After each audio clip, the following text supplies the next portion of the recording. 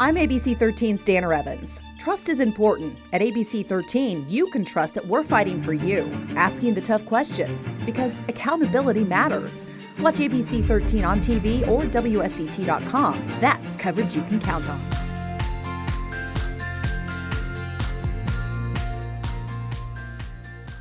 Well, hello, and welcome back to the Chamber Vibes podcast. If this is your first time listening, welcome. Let me just give you the rundown of what's going on. So, I'm your host, Foster Garrett, Director of Marketing and Events for the Bedford Area Chamber of Commerce, which, if you're not familiar with Chambers of Commerce, we are a nonprofit membership organization that strives to help the Bedford area prosper by serving and collaborating with local businesses, organizations, and people. And every week I get to interview a different chamber member to find out what they do and why they do it. And this podcast is recorded right here in beautiful Bedford, Virginia, broadcasting on Grove Street FM and brought to you by Media Squatch. We also have an amazing sponsor, Mark Snowden with Lamar Outdoor Advertising, that helps bring this podcast to you. Without the support of people like Mark, we wouldn't be able to do this. And if you keep listening, you will find that this podcast is an amazing way to get to know your community, get to know Bedford, Lynchburg, Roanoke, all the amazing businesses, people, and organizations that help make our area what it is. And I love this. It's an amazing way for me to get to know the members that are working with us and want to be a part of our community and actively collaborate and support each other's success. So it's a great way to really tune in and feel like you're a part of something. But before we get to the actual podcast, I do want to tell you about some of our upcoming chamber events. Really, I'll just talk about one. We have a really big thing happening next week. I'm so excited and nervous because anytime you have a very large event, it's a lot of work. We've been working on our spring job fair for months now. This is the 12th year of us running large public job fairs, and we do this for the benefit of our entire area to help businesses find great quality local people and to help develop our workforce, to get job seekers jobs, to connect them to resources that may help them in different ways, and to bring everybody together, because that's what I really love about our job fair and job fairs in general, is that we kind of cut out all the middleman stuff with like virtual applications. And I feel like I've been talking about this for weeks now, but when you put in so many applications and you're like writing resumes and writing cover letters and changing everything up and just hoping that somebody will reach out and that it won't take months and months and months for the hiring process to go, for you to hear back. And there's like a bit of resentment on the job seeker side. And then on the employer side, when you're desperately trying to find somebody to fill high need positions, whether it's one position or 50, you spend so much time and money and effort trying to do all these interviews and trying to find the right person. And then sometimes people are finding new jobs. Sometimes people are ghosting you. And it creates like this employer versus job seeker mentality. And I think that job fairs allow you to just connect face to face and realize that what are businesses? They're people. They are run by people. We're all just people connecting with one another. And you can get to know about somebody's values, learn about their work ethic, get to know them. Do they shake your hand firmly? Do they make eye contact? What type of person are they? What type of business are they? What kind of benefits? What is the atmosphere? Who is the team that you will be directly working with? So it's a great way to do that. There's so many connections that happen, and not just between job seekers and employers, but between the businesses there. And it's just great to have that. But we are going to have a food truck. We're going to have probably 30 or more businesses in attendance, all different businesses and different industries, whether it be manufacturing, healthcare, education, you name it, it's probably there. And everybody's actively hiring. So there may be some people that are hiring right on the spot. Others are going to, write a little something about this person that they met. And when they see your application come through on their side, they're going to be like, oh, I really want to go ahead and get them through this process. Let's go ahead and do this. But it's going to be a great thing. We also have childcare available. So we know it's spring break. We know that people will have their students with them, their kids with them. So don't let that stop you from coming out and looking for a job.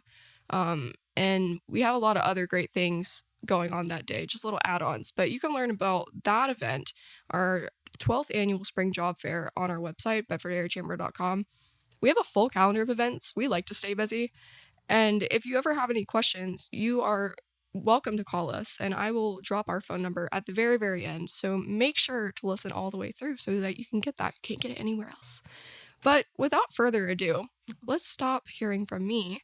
Let me introduce today's guests, Brenda and Jan Southern with the Bedford Area Master Gardeners Association. Welcome to the podcast.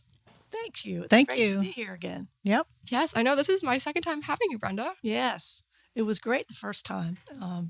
I really liked the way the podcast sounded and the PR that it got us and out in town. And then Jan's here for the first time, so she's excited too. Yeah. Well, good. I'm so glad that you enjoyed it and that it worked. It did. Yeah, that's awesome. Yep. Definitely something we can take advantage of to get the word out about Master Gardeners. Absolutely. All through your chamber membership. We have lots of different things that we try to do for our members, and this is my favorite thing that we happen to be doing. You can tell. Yeah. Well, it's always fun just to yap. I'm a yapper. We are too. Yeah. For sure. I know. Well, before we kind of get into the Master Gardeners Association, can we just hear a little bit from the both of you? Tell us a little bit about your backgrounds and then kind of segue into how you became involved with the Master Gardeners Association and what it is.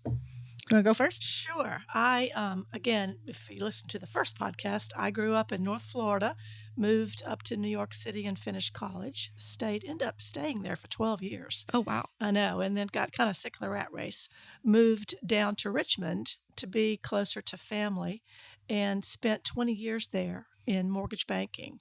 Met my husband, had a daughter, retired in 2013. And in 2015, moved to Bedford. My husband, Frank, had our farm since 1974. Oh, wow. Yes, and used it kind of as a retreat, weekend and summer kind of long week getaways. So we were doing the same thing in Richmond, and we ended up deciding that we wanted to be farmers. So here we are. Big change. That's awesome. It is. Yeah. Well, Jan, how about you? I'm originally from Annapolis, Maryland, Okay. and come from a big boating family, and ended up finding out about Lynchburg area through what I went to Lynchburg College, and so I graduated there and got on with Abbott Labs Nice. down in Alta Vista, and stayed here, and that's where I met my husband. And went the corporate route, Food and pharmaceutical was my gig, and did a lot of training and development, working with my last position was with Quaker Oats up in Chicago. And we were like, let's get out of the rat race. And I can consult anywhere after I had took retirement from them.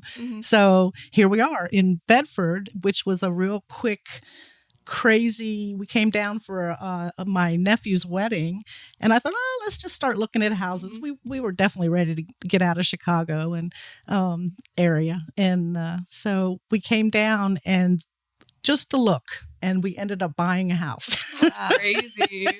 It was the most spontaneous thing I think I ever did. Wow. And so we moved back down here and just love it. And we're on the north side of Bedford looking up at the beautiful mountains. And so here we are. And my neighbor, one of the earlier people that was part of the Master Gardeners, we started trading plants, and I got this, let's dig this up and I'll trade you this. And then she says, you need to become a Bedford Master Gardener. And I thought, that's a good idea. And I joined in 2013. So I've been one ever since. And I ran the training program because that was kind of what my skill set was. And then from there, I'm now PR. I'm now the PR girl. And here I am on a podcast. Go figure. Amazing.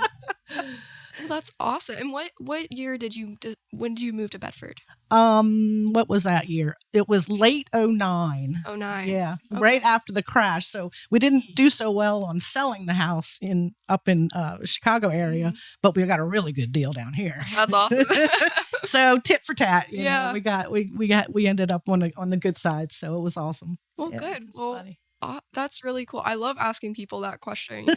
How did you end up here? Yeah. People have such crazy stories. Yours is very similar to Mary Jo Boone. Oh, okay. The why. Yeah. Yeah.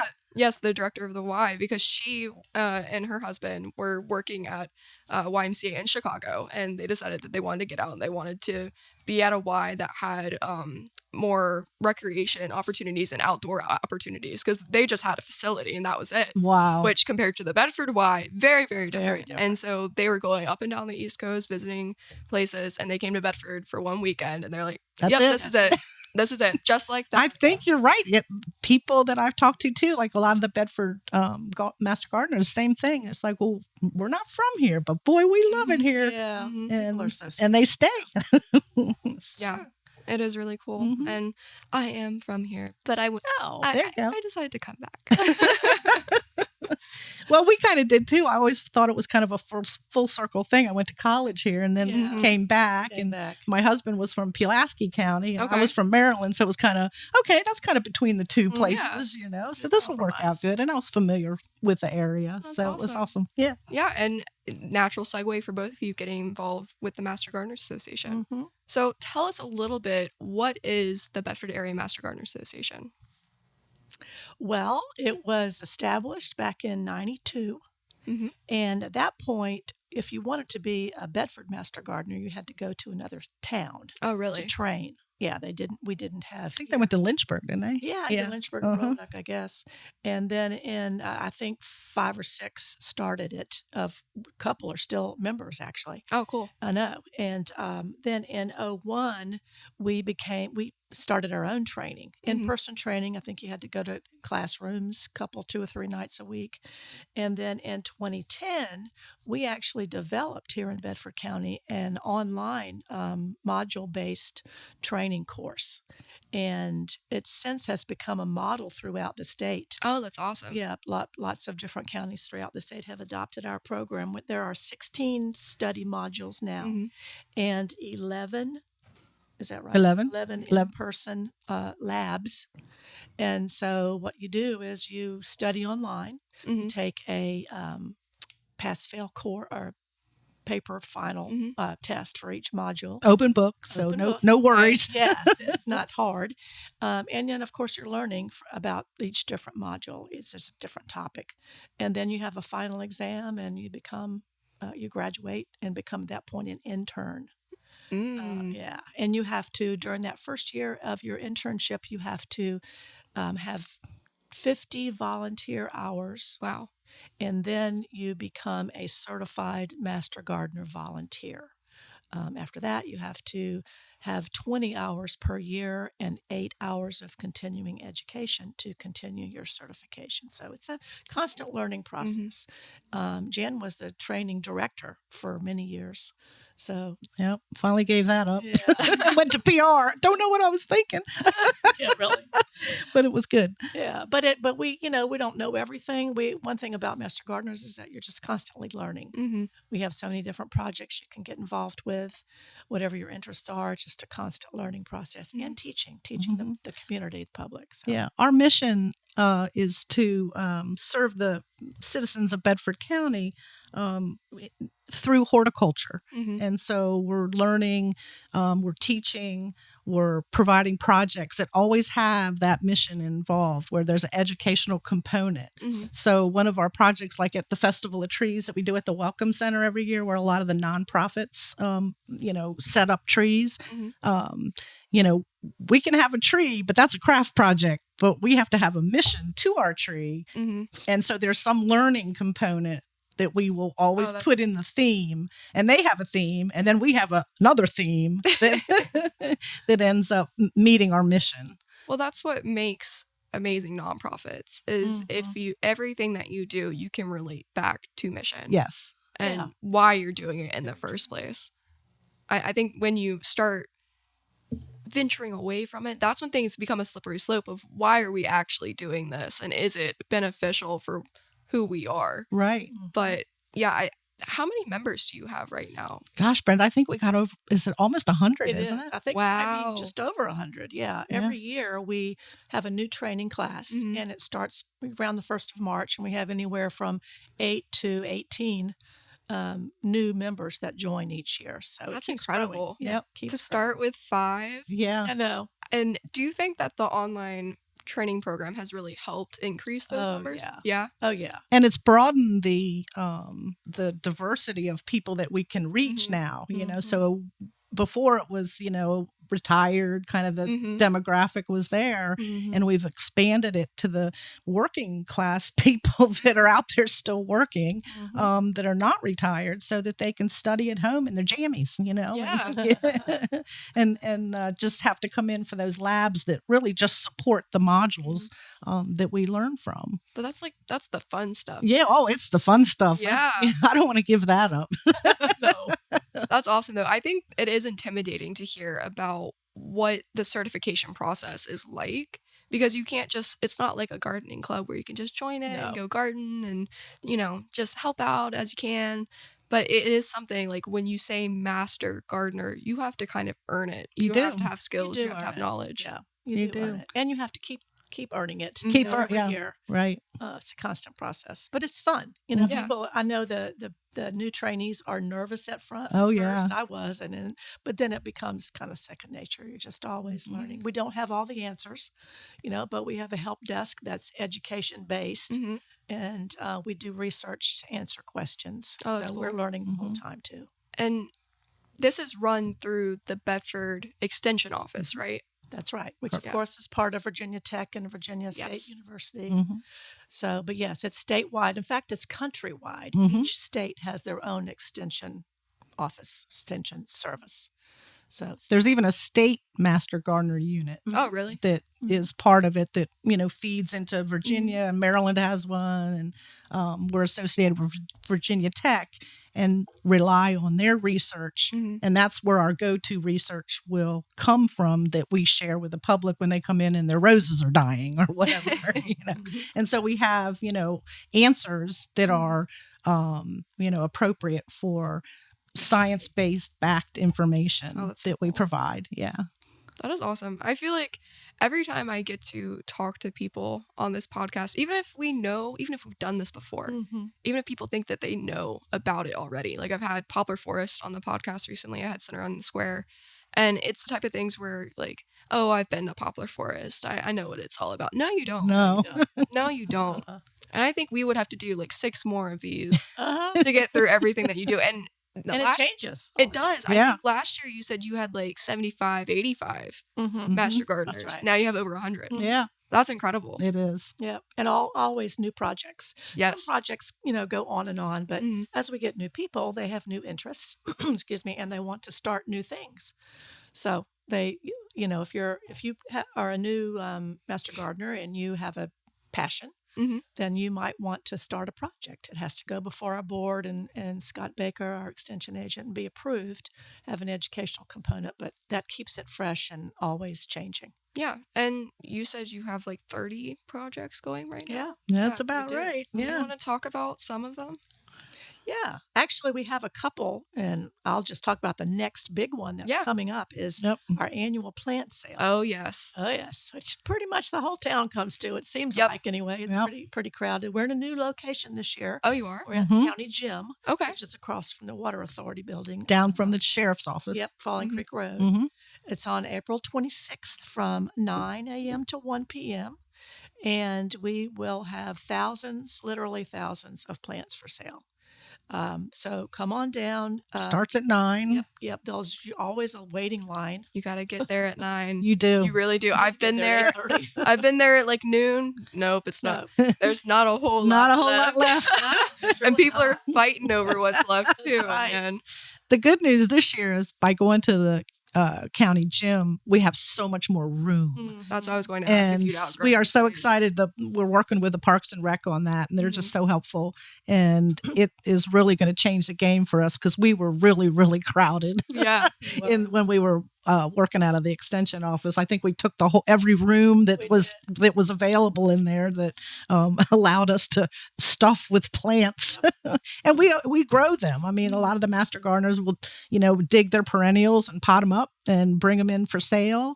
And start from seeds. We do a lot of seed starting for the public. We're known for our selection of tomatoes, and we'll have hundreds of them. And people come in just for the tomatoes.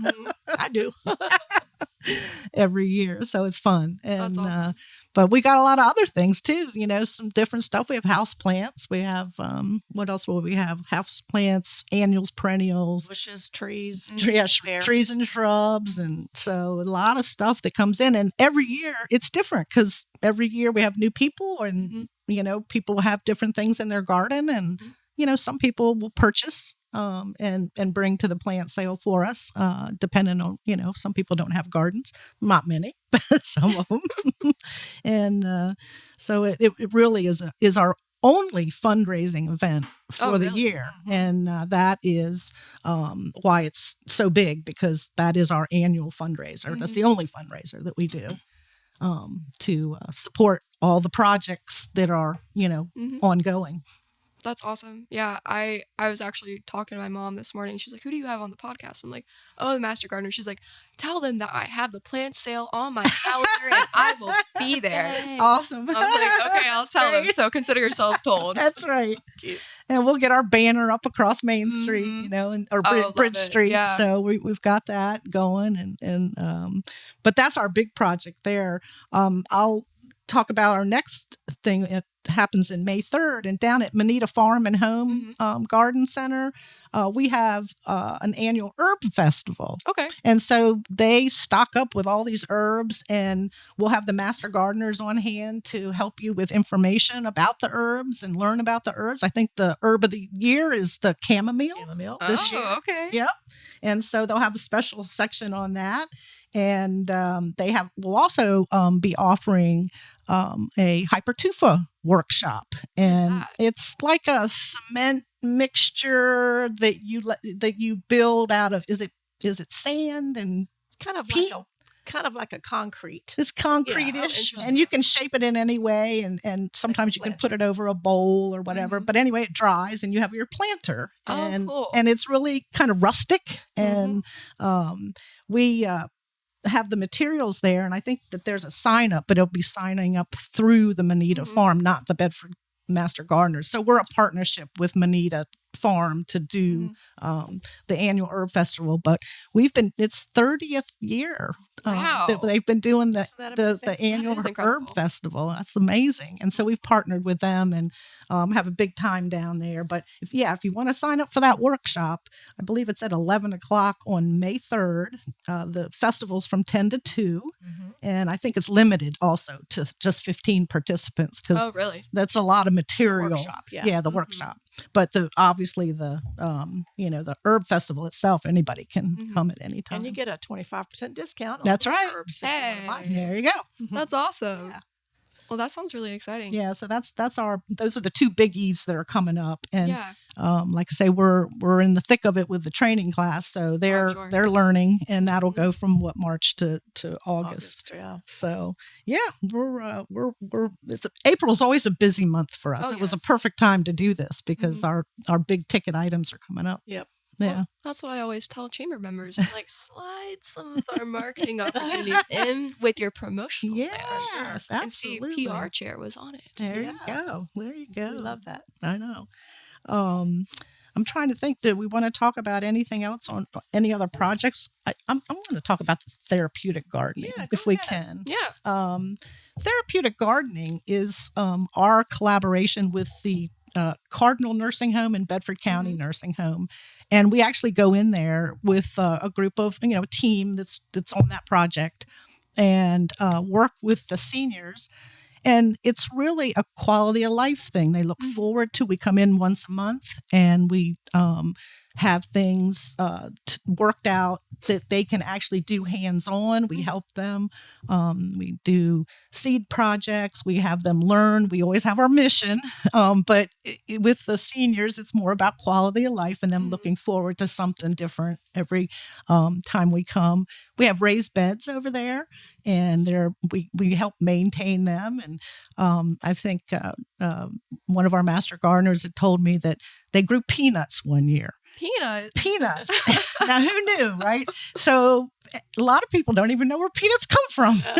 And we planted them, and they get to go out there and they pull them when they're done, and Oh, there's that's the peanuts, and it's just this really cool thing Mhm. to do, and it just excites the folks that are able to, wheelchair out or walk, Mhm. and it provides them something different to do and gets them outside if they're able.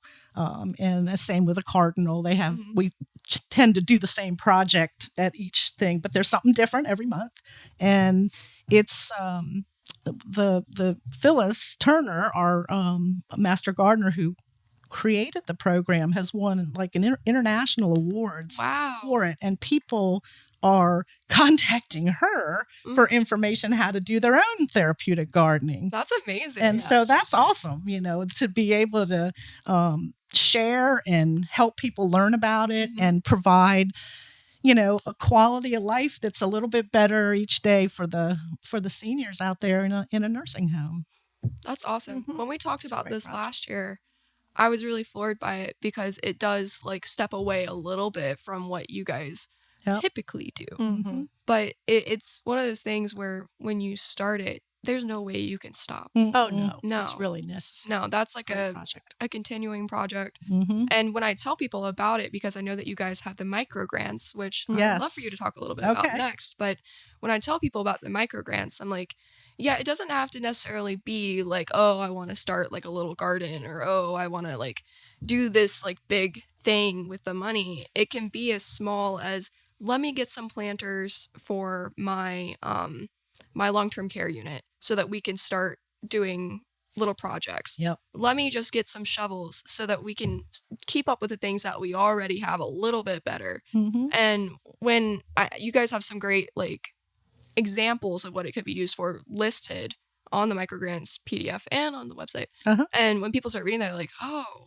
there's so much that we could do. And they're like, it's different businesses and nonprofits all across Bedford that are just like, kind of like, oh, that opens up so many doors. Mm-hmm. And I think getting started with any type of horticulture project is a little intimidating if you don't know what you're doing Mm-hmm. and if you don't already have the supplies and the money to do it. Exactly. Yeah,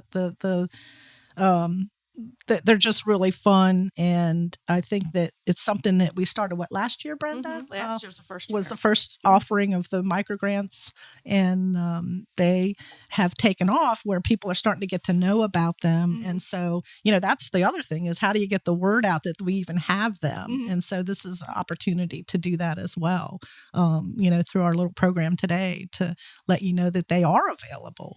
Want to add anything to that, Brenda? I'm pretty sure they've closed down for this year, the applications, so we'll be awarding them soon. But last year we awarded $1,000 to the Bug Garden, the Bedford Urban Garden, and the Bedford County Public Library System. So I think that's in it 250 per program. I'm sorry. There's 4 Yeah, you're right. programs. Yeah. I think. Gotcha. So that's Yeah, 250. That's a big difference. Yeah. 250. We'd love to be able to support $100,000, but no, it's 250 per. Yeah. And then, so just again, come to the plant sale because that funds it, Yeah, and so, that's right.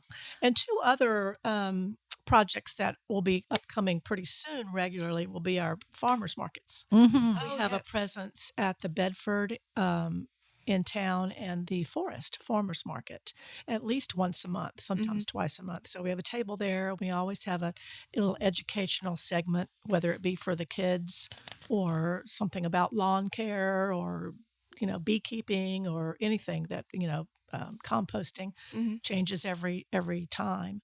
But we'll have a presence at those festivals too coming up. I think they both start in May. They do. Yep. So that'll be fun. And you typically have your seed library too. We do. Oh yeah. I love to read that little seed library. That has taken off so well. Yes, that was such a great idea. It was a great idea.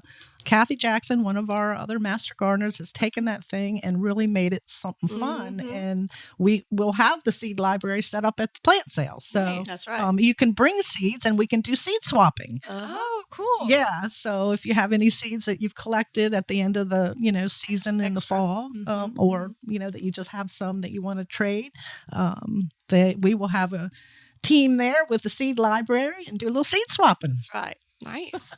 Well, all these reasons to keep coming out to the plant sale. That's right. Absolutely. It's a big deal. Mm-hmm. Are there any other projects you want to quickly mention? I know that last time we did this, we talked about the American chestnut trees. We talked about some of the gardens, like the Victory Garden, the Y Garden, that you guys help maintain, and that you also do some workshops and other things throughout the year. We have kind of a newish project. I think it started last year. It's just getting going. It's called a riparian buffer Okay. project. Sue Becker kind of got that going over at Smith Mountain Lake, where if you are a waterfront property owner, Mm-hmm. either on the lake, Smith Mountain Lake, or in more over here in Bedford, where we are, on a lake or pond or a stream or a river, and you have a riparian or water edge Mm-hmm. problem or need consulting with, she and her team will come out and give you a kind of not Assessment kind an of assessment, yeah, exactly, yeah. about what you might need. Some special plantings along your pond front, that kind of thing. So that's kind of a project for us that's just getting off the ground.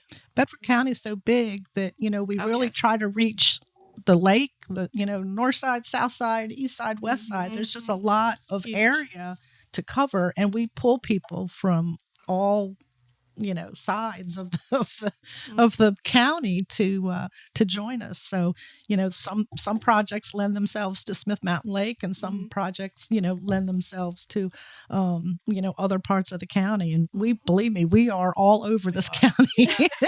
Oh, and we also have all constantly ongoing is our help desk. Oh yeah. If you want to call in or even walk in to the extension office, there's always someone on duty, pretty much always, and they will, if they don't know the answer to your question, they will always research it and get back to you in a very timely way. So the help desk is always available for your horticultural questions. Yeah, we kind of serve. We have the senior thing with the therapeutic garden, but Brenda's involved with the Y and the Y garden, and the kids come in after school, and it's so cool, and they can decide what they want to do at the Y, right? And then a lot of them pick to come and work in the garden, and they see from seed to actually cooking and harvesting.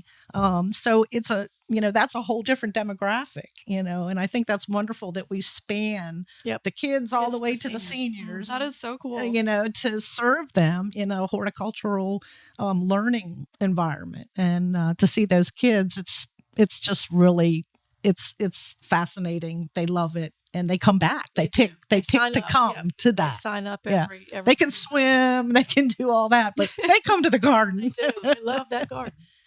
I mean, it's an incredible garden. It is. And it's funny because a lot of people don't know about it. Right. Most people don't know about it. Yep. A lot of people don't even know that the Y isn't just a gym. Exactly. We have 36 acres there. Yep.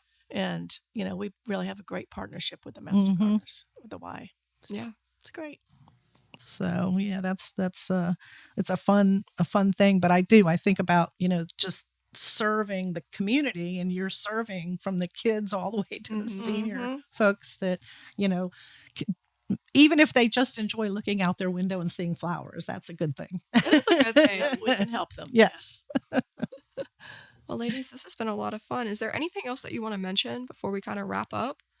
I know you have your choice of things that you could say. You can sign up to be a master gardener at our website, bedfordareamastergardeners.org. And or you can find us on Facebook. We're on Facebook and Instagram. Not so much Instagram, but Facebook. We're learning. But we always take applications throughout the whole year. And matter of fact, we already have 6 applications, or 8, I think maybe, for next year. And we can only handle about 16 in a class. So if you're interested, you better get out there. Get that application on that website and send it on in, and we will put you on the list. And it's really makes a difference in our lives. It's not only the learning, but it's the social component that's so fun. I've met so many people from so many different areas, and a lot of the people bring skill sets that are just super. And that's why we're so successful, because the melding of all the different people and all the different skill sets and new ideas that come in, into the program, it really makes it work. That's amazing. Yep. Well, when I get a little bit more free time on my hands, you might see an application from me. There you go. We'd love to have you. We'd love to have you. That's exactly right. Well, I've loved having you on the Thank you. podcast. Thank you It's so been much fun. for Great to joining me, be here. ladies. Yeah, and this will be up for everybody to hear, so the PR will keep on Awesome. going. Super. Well, amazing. Well, thank you so much again for joining me. All right. Thank you. Foster. It's great to be a member. Thank you. We love having y'all as a member. Well, if you want to learn more about us at the Chamber, you can call us at 540-586-9401, or you can visit our website, bedfordareachamber.com, for information about our mission and the perks of becoming a member. Also on our website is a full directory of our membership, which is helpful for finding all sorts of amazing things in our region, including the Bedford Area Master Gardeners Association. What a mouthful. But that's all for today. Thanks so much for listening, and keep an ear out for the next Chamber Vibes podcast.